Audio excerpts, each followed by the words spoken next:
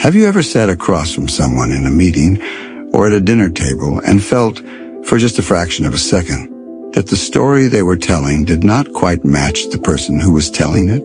The words flowed smoothly enough, yet something in the way their fingers tightened around a glass, or the way their smile arrived a moment too late, created a quiet dissonance that lingered in your mind long after the conversation ended. You may have dismissed the feeling as imagination or overthinking, yet part of you wondered what you would have understood if you had known how to trust that flicker of awareness instead of letting it dissolve into the background noise of everyday life. What of the difference between those who consistently make wise decisions and those who are repeatedly surprised by outcomes they should have seen coming is not intelligence in the conventional sense, but a trained capacity to notice what almost everyone else has already filtered out.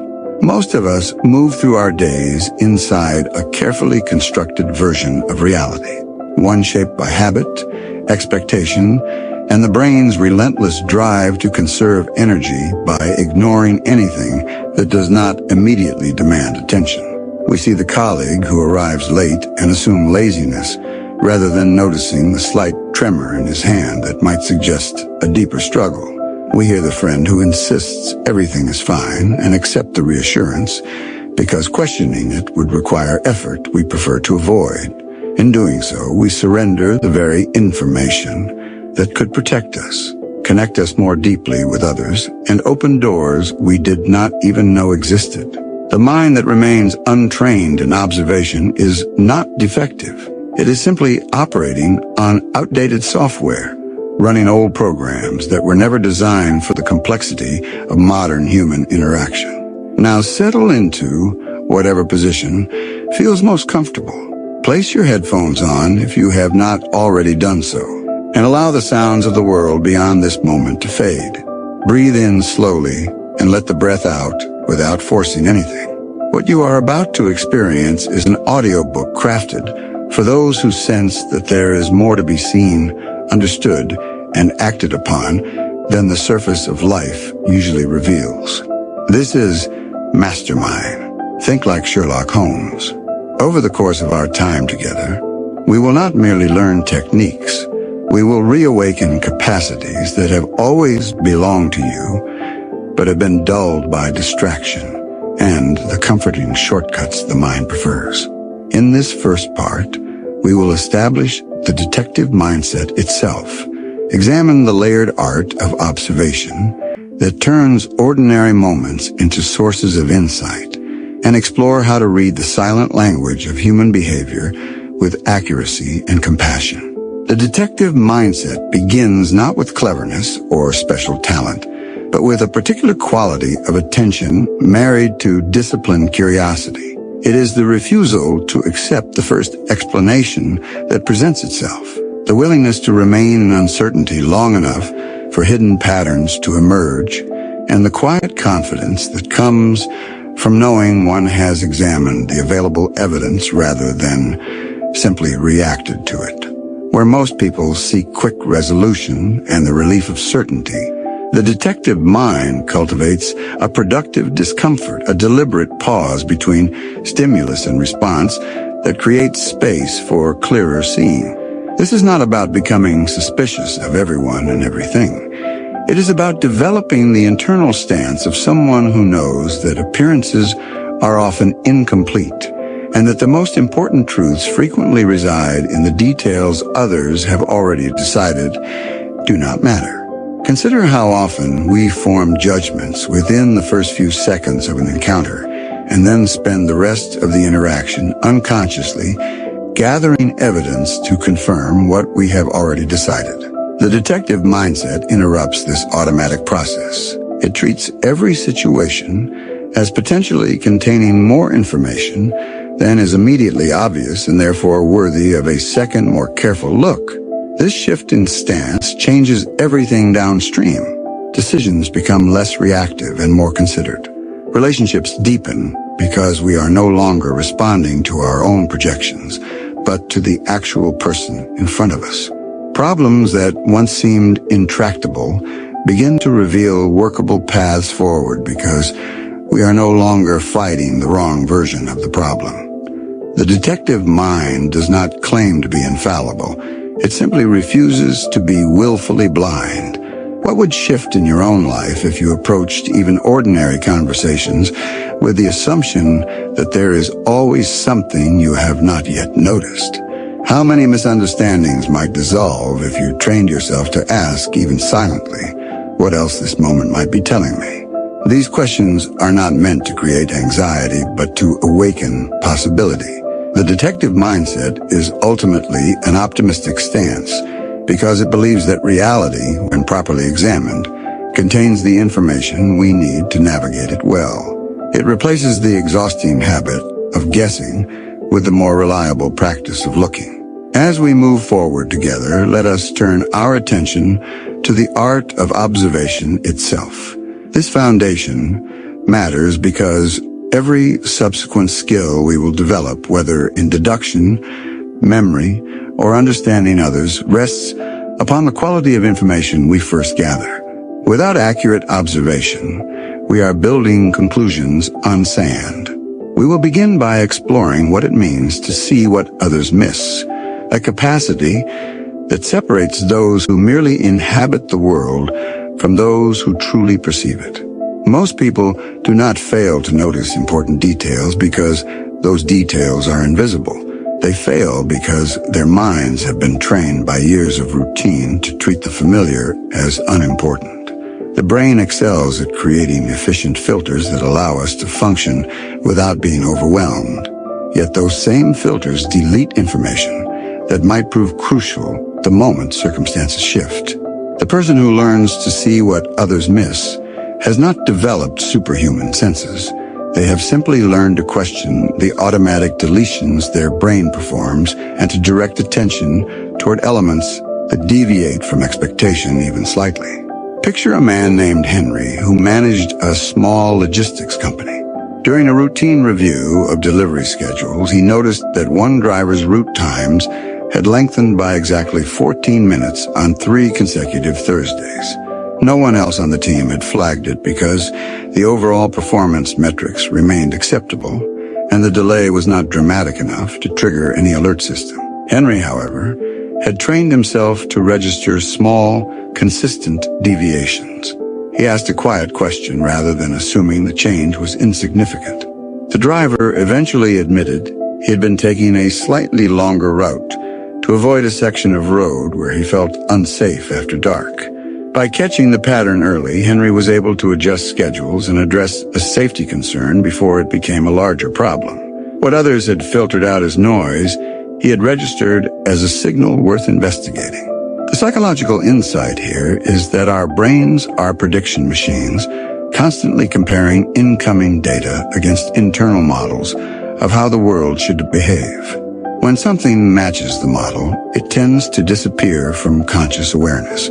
Training the eye for hidden details means deliberately creating moments of deliberate mismatch, scanning environments and interactions for anything that does not fit the expected pattern. This does not require staring intensely. It requires a light, curious attention that remains open to surprise. Before we examine how to train the eyes more systematically, consider why this matters on a deeper level. Every relationship you value, every professional challenge you face, and every decision that carries consequences contains layers of information that are available only to those willing to look beyond the obvious. The cost of not developing this capacity is not dramatic failure in most cases. It is the quiet accumulation of small misunderstandings and missed opportunities that eventually shape the trajectory of a life. Training the eyes for hidden details begins with the decision to slow down the act of looking itself. Rather than allowing the gaze to glide across a scene or a person in search of immediate meaning, the trained observer lingers on elements that might otherwise be passed over in a single sweep. This is not about becoming obsessive. It is about reclaiming the few extra seconds of attention that most people have surrendered to speed and distraction. Over time, the practice rewires what the brain registers as worthy of notice. Consider the experience of a woman named Clara who worked as a community mediator. She had developed the habit, before any difficult conversation, of spending 30 seconds simply observing the physical space and the people in it without trying to interpret anything. In one particularly charged meeting, she noticed that the two parties had unconsciously arranged their chairs so that a large potted plant stood between them, creating a literal barrier. No one had mentioned feeling defensive, yet the arrangement of bodies and objects told a story of separation that words had not yet expressed. By gently acknowledging the physical setup rather than launching directly into the agenda, Clara created an opening for the participants to address the emotional distance that had been invisible to everyone else in the room. The detail was always present. Only trained attention made it usable. The difference between looking and observing lies in intention and depth. Looking is largely passive, a quick registration of surface features that allows us to navigate familiar environments without much thought. Observing is an active, purposeful engagement with whatever is before us, guided by the question of what this moment might be trying to communicate if we were willing to receive it fully. The person who merely looks gathers data. The person who observes begins to understand.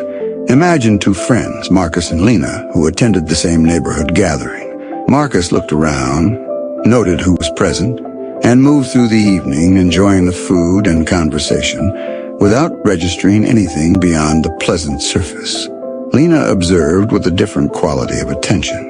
She noticed that one guest repeatedly touched the back of his neck when the conversation turned to local development plans, a gesture that appeared only in that context and disappeared the moment the topic changed.